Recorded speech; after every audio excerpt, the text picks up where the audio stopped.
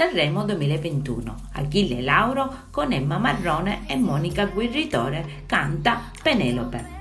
Sanremo, la terza serata del festival, stasera all'Ariston di scena le cover. Il terzo quadro, proposto da Achille Lauro, è in versione pop e con lui ci sono Monica Guerritore ed Emma. Achille Lauro celebra il pop. Il momento tanto atteso si apre con Monica Guerritore. L'attrice recita un monologo riferendosi a Penelope, che è il titolo della canzone duettata con Emma Marrone. Un colonnato è la scena che vede Achille Lauro al centro dell'Ariston in sembianze statuarie.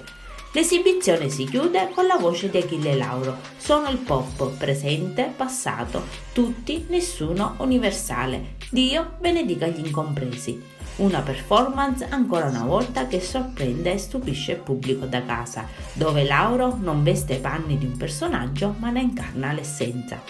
Le mie benedizioni sono in realtà un invito a vivere la vita con il senso che ognuno desidera, realizzare i propri sogni nella totale libertà. Questa notte sarò il genere più incompreso della storia, il pop. Questo è un viaggio che sarà davvero chiaro solo alla fine. Davanti a Dio siamo tutti uguali. Lo afferma Achille Lauro, spiegandone il senso delle sue performance al Festival di Sanremo. Adesso io vi saluto e vi aspetto al prossimo video. Bye bye!